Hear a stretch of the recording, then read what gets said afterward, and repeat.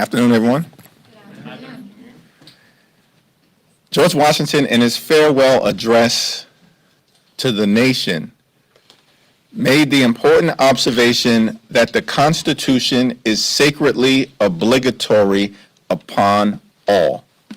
That means everyone in the United States of America has a responsibility to follow the Constitution. That includes presidents of the United States of America. That includes you, Donald Trump. There is nothing unclear about it. Why does Donald Trump make such ridiculous statements? Like he's unsure as to whether he has a responsibility to follow the Constitution. Why is the Republican Party stuck with Marjorie Taylor Greene as their candidate for the United States Senate seat in Georgia? Why is the top thing that House Republicans going to do this week on their legislative agenda renaming the Gulf of Mexico? It's because Donald Trump and House Republicans are on the run. They're on the run. They're on the run with respect to the economy. They are crashing the economy in real time and driving us toward a recession. Donald Trump and House Republicans have nothing good to say about the economy. They promise to lower costs and to drive down the high cost of living in the United States of America. Costs aren't going down. They're going up. House Republicans haven't passed a single bill that has anything to do with lowering the high cost of living in the United States of America. Not a single bill, no executive order, no administrative action coming from this administration. They're crashing the economy in real time, driving us toward a recession. Donald Trump and Republicans are on the run with respect to the economy. They're on the run with respect to health care. They want to enact the largest cut to Medicaid in American history. It's deeply unpopular, which is why they have been ordered not to hold town hall meetings.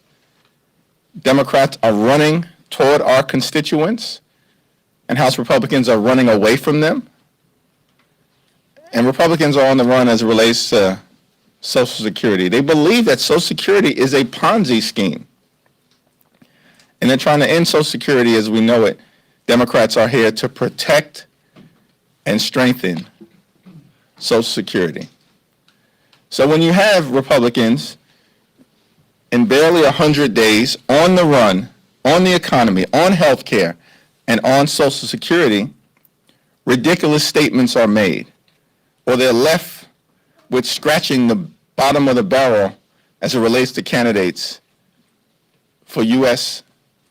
Senate seats. And they're forced to cancel hearings like Republicans were compelled to do this week because they have nothing of value or substance for the American people. They are on the run, and Democrats are going to keep the pressure on. Questions? Thank you, Leader. Last week, Congresswoman Ilhan Omar cursed out a reporter for asking a question about House Democrats traveling to El Salvador. Do you condemn her rhetoric? I haven't seen that Well, is response. It appropriate for any member of your conference or any conference to kind of verbally... Is it appropriate for Donald Trump to attack people the way that he has repeatedly attacked folks? This is the President of the United States of America. That's the question that I'd be happy to answer at any point in time, because his statements have been in the public domain that have been outrageous, unethical, filled with lies for 8 years. And I'm in a pretty comfortable place because we're all familiar with them. I didn't see that exchange with Ilhan Omar. Mr. Jeffries, thank you.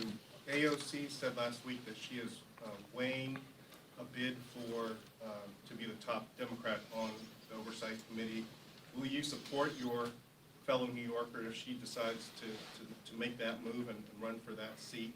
And also, could you talk about Jerry Connolly, who currently holds that position, and sort of his legacy here in the Congress? He has served, I think, during your entire tenure here in the House of Representatives.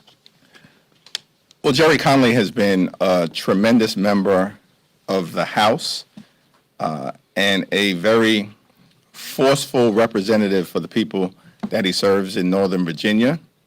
He's still a member of Congress. He's on leave as it relates to his position as the top Democrat on the oversight position, and so we'll see what decisions Jerry Connolly makes moving forward. We're praying for him. He's in the battle of his life, as he has indicated, and we'll see, what decisions he makes moving forward. If there's a vacancy at some point, which we know there will be, based on the fact that Representative Connolly has said he's not seeking re-election, then there will be a number of strong candidates who will move forward.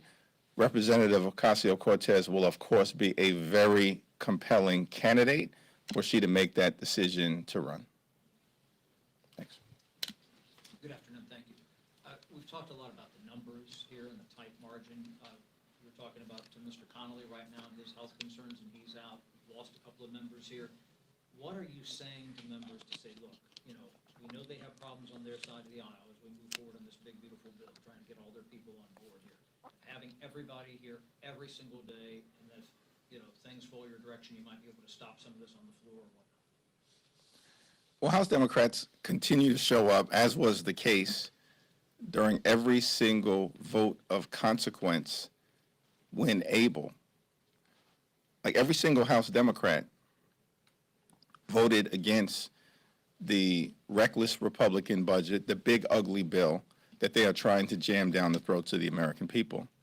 In late February, as well as most recently. In late February, you had Brittany Pedersen, who, because Republicans refused to allow new members to vote remotely, even though the technology exists to do it, and it's not a partisan issue, it's not a Democratic issue or Republican issue, it's an issue that applies to everyone. But because Republicans refused to allow Brittany Pedersen to vote remotely, even though the majority of members of the House would support that, Brittany got on a plane from Colorado, brought her infant son, Sam, with her in order to make sure that she was present to cast a vote against the Republican effort to decimate the health care of the American people. And at the same time, Kevin Mullen, literally, who had just had several surgeries, including complications from one related to his knee, got on a plane from Northern California, flew across the country with his wife so that she could change his IV midair on the plane in order to make it. I don't think House Democrats need any motivation beyond standing up for their constituents in the face of this reckless and dangerous and extreme Republican budget that they're trying to jam down the throats of the American people. We have showed up. We'll continue to show up and stand up and speak up on behalf of the American people. Thanks. Leader Jeffries, it's Teacher Appreciation Week and tomorrow's Teacher Appreciation Day. Can you talk a little bit about your favorite teachers growing up? And then in addition to that, black men make up just 1% of the teacher workforce. Is there anything that the federal government can do to increase the number of black men in education? Well, one, we certainly look forward to continuing to celebrate our educators, including those who are members of Congress, like Representative Jahana Hayes, who was the Educator of the Year several years back, and we're very proud of her, and several others, like Greg Landsman, and many, many others who have been educators throughout their careers. And we know Frederick Douglass once made the observation, it is easier to build strong children than it is to repair broken men, and of course, broken women. And so the United States of America has to continue to celebrate and lift up our public schools, our educators, and our capacity to make sure that people receive a first-rate education so that they have a pathway into the American dream. Republicans are trying to actually decimate public schools by shutting down the Department of Education. The contrast couldn't be any clearer. I've had several consequential teachers throughout the years. I'll refrain from mentioning any of them. I still have to get reelected every other year, and so I'm not going to choose sides other than to say I'm thankful for my elementary school teachers, my high school teachers, and those that I met and learned from in terms of higher education. I think studies have consistently shown that having a diverse group of educators, which would include African American educators and men in particular, where there has been a shortage, particularly in many urban communities across the country, is something that would benefit everyone, particularly in places like many of the neighborhoods that I represent. Thanks.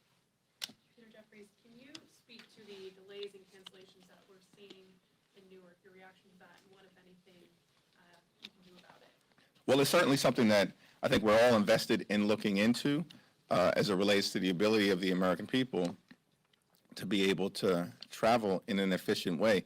We do know that the Trump administration has decimated the FAA in a variety of different ways, and they've been doing this from the very beginning. They are breaking the federal government, and as part of breaking the federal government, the Trump administration is breaking the FAA. And whether the specific situation is at Newark Airport has anything to do with that remains to be seen, but it's my expectation that the Transportation and Infrastructure Committee will look into this situation, that we should get some answers and figure out how to get it turned around. I flew out of Newark earlier this morning, and there is a long delay. Many flights have been canceled, and for those that are not canceled, there's a long delay. Part of the challenge at Newark, of course, is that there's only one runway at this particular point in time, and whether that runway situation has to do with air traffic controllers and a shortage, it all needs to be figured out. Thanks. Thank you, Mr. Leader. Earlier today, Trump floated the idea of tariffs on foreign films. He says he has not come to a final decision, but in recent years, movies, TV shows, they have moved out of the United States. What policies or steps do you want to see from the federal or state level to help bring movies, TV shows back to the United States, keep them in the United States, whether it's Hollywood, Georgia, or New York? Well, the film and television tax credit that has existed for a while in New York has been an important part of continuing to sustain and grow domestic film and TV production. And I certainly think that using the tax code in that way is actually a positive way to incentivize as much production as possible in the United States of America. In terms of this idea or that idea that Donald Trump continues to throw out there, again, it's all a distraction from the fact that Donald Trump's first 100 days have been a debacle. He has failed the American people. The core promise that Donald Trump made and that Republicans made to the American people on the campaign trail repeatedly was that they were going to fix a broken economy and drive down the high cost of living. In fact, Donald Trump said that costs would go down on day one. The reason why he's the most unpopular president in modern American history after the first 100 days, despite all of the big talk of a mandate and the Democratic Party being in retreat, is that he has failed on the economy. And Republicans have failed on the economy. And so all the random stuff that gets thrown out there, which is not how policy should be made in a sound manner, all the random stuff that gets thrown out there, it's just hard to take it seriously, and it's hard to evaluate it outside of the context of Donald Trump trying to distract the American people from the fact that he's been a failure as president. The House Republicans are failing. They are completely in retreat. They are canceling committee hearings. They keep blowing through their own deadlines. Originally, this big, ugly bill was supposed to be enacted by early April. We're now in May, they're canceling hearings. They said, well, we're going to get this done by Memorial Day. That ain't happening either. And it's because the American people view these Republican policies as dangerous and harmful. And Republicans haven't figured out how to break away from being a rubber stamp for Trump's extreme agenda, and that's why we're seeing this level of paralysis. Thank you, Mr. Leader. There's been some preliminary discussions about some carve-outs for small businesses, for farmers, as it relates to the tariffs, the economic impact of the tariffs. Do you support, do House Democrats support some sort of relief, some sort of, emergency assistance? Should it come to that based on how the economy is moving towards, recession because of these Trump tariffs? Donald Trump and House Republicans are crashing the economy in real time, raising the cost of living, hurting farmers, hurting small businesses, and hurting everyday Americans, and driving us toward a recession. The best thing that could be done is for Donald Trump and House Republicans to change direction. None of this was promised or talked about. I think we were promised, what, a golden age in the United States of America? Not a recession, but that's what Republicans are bringing about. So yes, we're going to continue to stand up for our farmers, but the farmers also need relief from the reckless approach to the economy that is actively hurting them and the American people. Thanks. Thank you, Leader. We hear a lot from Republicans who would like for Democrats to keep talking about the immigration issue because they feel this is an issue that the majority of Americans are on their side with. Do you think Democrats have learned anything from the previous election cycle? Poll after poll after poll now actually has Donald Trump underwater on the immigration issue. We've seen a lot of people like President Biden, Joe Biden, Kamala Harris coming back out and speaking on behalf of Democrats on a variety of issues. Do you think this is a good thing that they're coming back and still being involved in politics, and do you want to see more from them, and what would you like to see more of in the future? Well, Joe Biden and Kamala Harris, as they've indicated, they're still citizens. They still care about this country. And, if they have something to say, they're going to say it. As House Democrats, we're going to continue to keep our focus on the economy, on driving down the high cost of living, on protecting and strengthening Medicare, Medicaid, and Social Security, and saving these important parts of the fabric of America from reckless Republican attacks. Thank you, Leader. Two of your more vulnerable members are now running for Senate, Congresswoman Angie Craig and Congressman Chris Pappas. And I know that Cook Political Report moved Angie Craig's district more in favor of Republicans. Do you see this as a potential liability for Democrats next year, especially given the slim margins and you guys needing to flip the House? We're going to hold both seats. President Trump attacked a member of your caucus over the weekend, Jasmine Crockett. Do you intend to seek increased protections or security for members of your caucus who are facing threats? I didn't see President Trump's attacks. I haven't had an opportunity to talk to Jasmine, but of course we'll make sure that she has all the protection, both locally and in Washington, D.C., that she needs. Do you and Senator Booker have anything else planned moving forward? Anything that you're looking forward to on that? To the extent we do, we'll announce that at a time and date of our choosing. Thanks. Leader Jeffries, how do you feel about the Senate stablecoin bill, the Genius Act?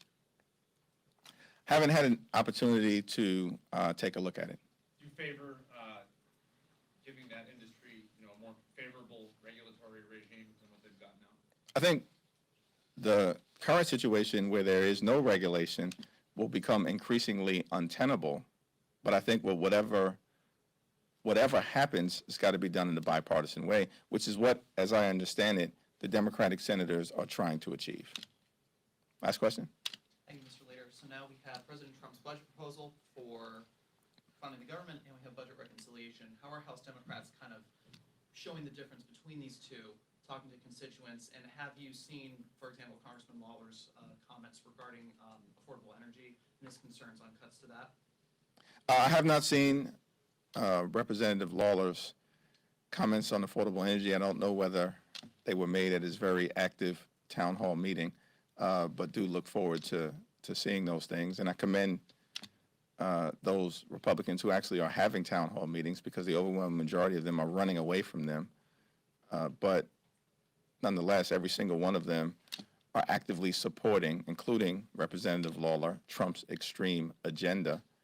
And it's all part of the same thing, right? The budget, the reconciliation, the appropriations process, it's all part of an extreme Republican agenda that they are trying to jam down the throats of the American people without engaging in any effort to solve problems on behalf of hardworking American taxpayers in a bipartisan manner. And the American people are seeing the extremism, rejecting it. It is deeply unpopular.